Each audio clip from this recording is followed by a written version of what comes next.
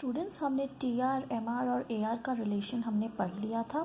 अब हमें यहाँ देखना है नेक्स्ट पॉइंट कि can M R be zero और नेगेटिव। अभी तक हमने ये देखा कि जब हम ए आर का केस लेते थे, ए आर कॉन्स्टेंट होता था, सो वहाँ पर एम आर इक्वल हो जाता था और एम आर भी ए आर की वजह से कांस्टेंट रहता था। लेकिन क्या कभी मार्जिनल रेवेन्यू जो है वो क्या कभी नेगेटिव हो सकता है? ये एक एग्जांपल हम देखते हैं इस टेबल से। यहाँ पे आपको प्राइस दिया हुआ है, जब आपको प्राइस डिक्रीजिंग रेट में दिया हुआ है 100, 80, 40 एंड देन 30। ठीक है, आउटपुट आपको दिया हुआ है 1, 2, 4 एंड 5। टी आर अगर आप बात करें तो टी आर आपका क्या है 100, 160, 160 एंड 150। और यहाँ से अगर आप एम आर अपना कैलकुलेट करें तो एम आर आपका क्या आ रहा है 100, 60, 0 एंड देन -10। अब एम आर तो आ सकता है हमारा नेगेटिव अगर हमारा प्राइस जो है वो डिक्रीज़ करता है। तो इसमें हम क्या क्या ऑब्जर्वेशंस हमने कंक्लूड किए, हम वो एक बार देखते हैं। M R can be zero और negative when price is declining. मतलब एम आर नेगेटिव हो सकता है जब प्राइस आपकी डिक्लाइन कर रही हो। T R stops increasing when M R equals to zero. हमने जो टोटल और मार्जिनल का रिलेशनशिप यूटिलिटी के टाइम पे पढ़ा या कॉस्ट के टाइम पर पढ़ा, वो सेम कॉन्सेप्ट यहाँ पे अप्लाई होगा। जैसे कि जब आपका एम आर, जब मार्जिनल, हमेशा हमने जितने भी कॉन्सेप्ट्स पढ़े उसमें आपको याद होगा मार्जिनल जब भी ज़ीरो होता है वहाँ पे टोटल हमेशा मैक्सिमम होता है, राइट। तो वो केस हमारा, वो जो पॉइंट है वो हमारा रेवेन्यू के टाइम पे भी वैसा का वैसा ही अप्लाई होगा। So when T R stops increasing when M R equals to zero and T R is maximum when M R equals to zero. ठीक है, T R starts declining when M R is negative. जब हमारा marginal जो है वो negative में चला जाता है तो टोटल हमारा वहाँ पे डिक्लाइन करने लगता है। क्यों डिक्लाइन करता है? क्योंकि जो टोटल हम निकालते हैं, टोटल रेवेन्यू हमारे एक एडिशन से ही तो होता है। एक एडिशनल यूनिट की जो मार्जिनल रेवेन्यू है वो आपका टोटल रेवेन्यू में ऐड होता है। तो जब मार्जिनल नेगेटिव आपका चला जाएगा, मार्जिनल रेवेन्यू आपका नेगेटिव चला जाएगा, तो उस केस में टोटल रेवेन्यू क्या होगा, वहाँ से फिर वो डिक्लाइन करने लग जाएगा। Okay, and when M R is declining T R increases at decreasing rate. जब एम आर आपका डिक्लाइन करता रहता है तो वहाँ पर आपका टी आर इंक्रीज़ करता है, लेकिन एक डिमिनिशिंग रेट पे। देखिए यहाँ पर जैसे वो 100 पर है, यहाँ उन्होंने 60 में इंक्रीज़ किया लेकिन 60 पर ही, 60 यूनिट पर, यहाँ पे 0 रेट पर किया। सो टी आर इंक्रीजेस लेकिन एक डिमिनिशिंग रेट पे। डायग्रामेटिक इलस्ट्रेशन हम ये इसका देख लेते हैं। This are the diagrammatic illustration of A R, M R and T R when price is not constant. इससे पहले केस में हमने प्राइस कांस्टेंट के केस में पढ़ा था, ये हम वो केस पढ़ रहे हैं जब प्राइस आपकी कांस्टेंट नहीं होती है। तो यहाँ पर हम क्या देखते हैं, here T R is increasing but at diminishing rate. When your T R is maximum, at that point your MR is 0, and when MR becomes negative then TR starts declining। एक और चीज़ अगर आप नोटिस करें, आप देख रहे हैं AR जो है वो 0 हो सकता है लेकिन AR जो है वो नेगेटिव नहीं गया है, लेकिन वहीं MR आपका नेगेटिव जाता है। MR जब भी डिक्लाइन करेगा वो AR से ज़्यादा रेट पे डिक्लाइन करता है, MR हमेशा AR से कम रहता है। Here are the following observations. TR rises as output rises till point B at diminishing rate. So, TR rises as output rises till point B at diminishing rate. जो TR है वो starting में increase कर रहा है लेकिन diminishing rate पे कर रहा है। At point B TR is maximum, beyond B it starts falling. जब आप इस डायग्राम में देखें तो यहाँ पर क्या हो रहा है, पॉइंट B पर मैक्सिमम है और उसके बाद वो यहाँ पे फॉलिंग इसकी स्टार्ट हो जाती है। When diminishing MR becomes 0 then TR is maximum. जब जो MR है, मार्जिनल रेवेन्यू है, जब वो डिमिनिशिंग रेट पर आते आते जब वो ज़ीरो हो जाता है, वहाँ पर TR आपका मैक्सिमम हो जाता है. Both AR and MR fall, then MR is less than AR.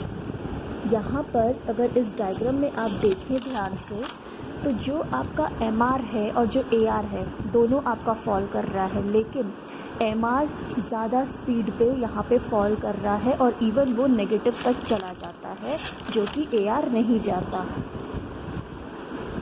But AR is always non negative. When TR equals to 0, AR also equals to 0. वो सिचुएशन जब TR आपकी ज़ीरो हो जाएगी, उसी सिचुएशन पे आपकी एवरेज रेवेन्यू जो है वो ज़ीरो हो सकती है. Now let's proceed with the next topic, that is firms revenue curve in different markets.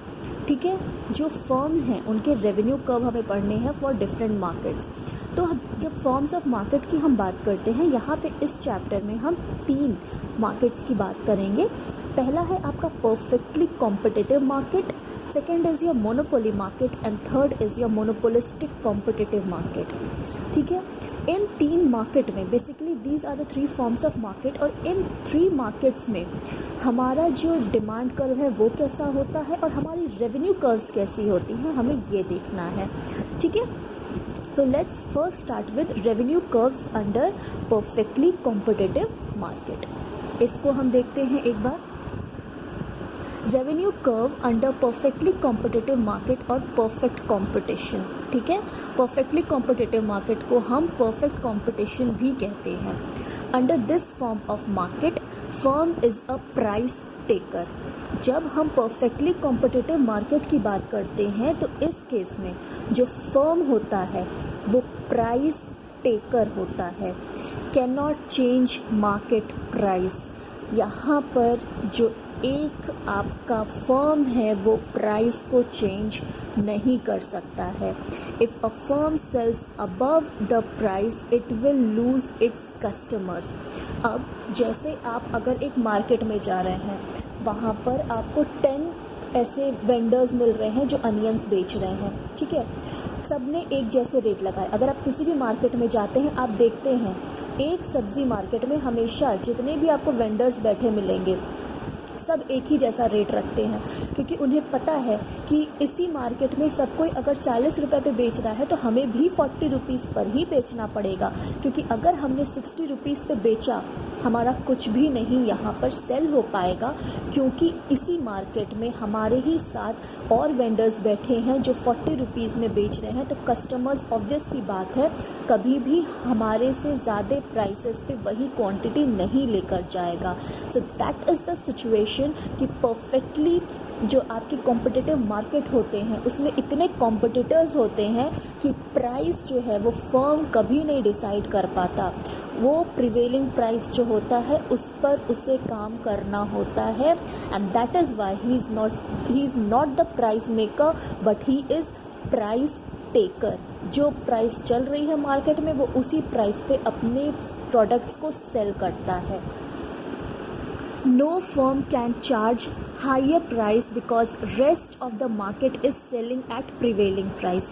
यही इशू है. अगर किसी ने अगर ज़्यादा अपने प्राइसेस बढ़ा दिए तो उसको कोई फ़ायदा नहीं होगा. जो उनके कस्टमर्स हैं वो जबकि वहाँ से चले जाएंगे और ये कुछ नहीं वहाँ पे सेल कर पाएंगे. यह AR is constant for the firm. ठीक है, इस केस में जो आपका परफेक्ट कंपटीशन होता है, इस केस में जो आपका एवरेज रेवेन्यू होता है वो कांस्टेंट होता है. क्यों कांस्टेंट होता है एवरेज रेवेन्यू? क्योंकि इस मार्केट में प्राइस आपकी कांस्टेंट होती है. That's because AR is constant. Constant AR means constant MR, therefore AR equals to MR. अब जहाँ पे कांस्टेंट AR होता है वहाँ पे क्या होता है, MR भी कांस्टेंट हो जाता है. और जब AR और MR कांस्टेंट होता है तो वो सिचुएशन कौन सी होती है, जहाँ पर AR इक्वल्स टू MR हो जाता है. Next we move on to इसका. अब हम एक कर्व देखते हैं कि firms revenue perfect competition curve कैसे बनता है. ये क्वांटिटी आपको दे दी गई है 1 2 3 4. AR is mention ₹5555। TR आपने कैसे निकाला? 5 × 1 इज़ 5, 5 × 2 इज़ 10, 5 × 3 इज़ 15, 5 × 4 इज़ 20। वहीं आपने MR जब निकाला तो 555 जो AR के आपको बराबर मिल गया MR। अब इस सिचुएशन में आप देखें तो आप ऐसा कर्व यहाँ पे रेवेन्यू कर्व बनाते हैं। वाई एक्सिस पे आप रेवेन्यू दिखाते हैं और एक्स एक्सिस पे आप आउटपुट शो करते हैं। ये जो है आपका ये डिमांड कर्व यहाँ पे बन जाता है आपके, यू कुड से for your revenue of this firm. ठीक है, यहाँ पर ये जो डी लाइन आपको है ये आपको इंडिकेट कर रहा है यहाँ पे price which is constant, which is equals to your AR and which is equals to your MR। ठीक है, अब यहाँ पे आप देख रहे हैं उसी प्राइस पे ये डिपेंड करता है आपके जो फर्म है कि वो कितने आउटपुट को बेच रहा है। ठीक है, एक वहाँ पे प्राइस मेंशन्ड है, अब उसको वहाँ पे कितने आउटपुट सेल करने हैं that depends on him. AR remain constant at all levels of output. यहाँ पे आप देख रहे हैं कि ऑल लेवल ऑफ आउटपुट पे जो आपका AR है वो कांस्टेंट ही है, AR में कोई चेंजेस नहीं आ रहे। Constant AR leads to constant MR। जो कांस्टेंट AR है इसकी वजह से MR भी आपका इक्वल यहाँ पे निकल गया। AR constant that wise your MR is also constant and hence AR equals to MR। यही रीज़न है जिसकी वजह से AR equals to your MR। Next आगे हम बढ़ते हैं। So it is revenue curve under monopoly. अब मोनोपोली मार्केट वो मार्केट होते हैं जहाँ पर सिर्फ एक सिंगल सेलर है, वहाँ पर आपको और कोई सेलर है ही नहीं। जैसे प्राइवेटाइजेशन के पहले अगर हम बात करें तो मोनोपोली हमारे पास किसकी थी? ट्रेन्स की। अगर हम ट्रेन्स की बात करें, अब जैसे प्राइवेटाइजेशन हो रहा है, लेकिन इससे पहले हमारे पास अगर कोई एक मोनोपोली की हम बात करें तो बेस्ट एग्जांपल हमारे पास ट्रेन है, क्योंकि रेलवेज़ जो हैं उनका कोई हमारे पास सब्स्टिट्यूट नहीं है। जो इंडियन रेलवेज़ हैं वही यहाँ इंडिया की सारी जो रेल ट्रैक्स के थ्रू ट्रांसपोर्टेशन होता है उसको मैनेज करते हैं। So railways is a big source of your monopoly अगर आप एग्जांपल लेना चाहें।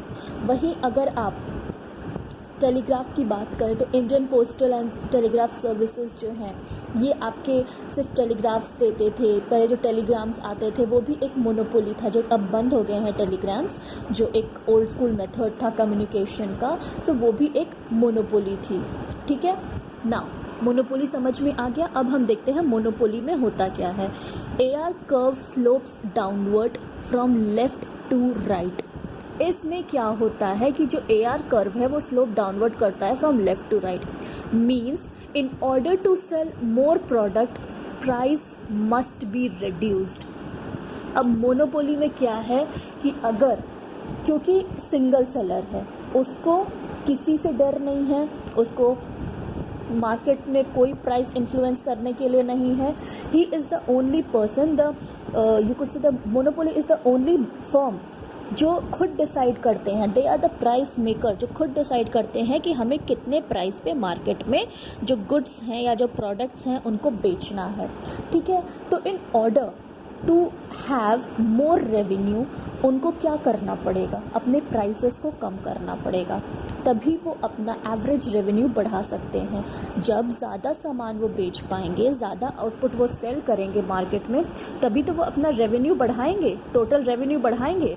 और टोटल रेवेन्यू से हम क्या कंप्यूट करते हैं? Average revenue.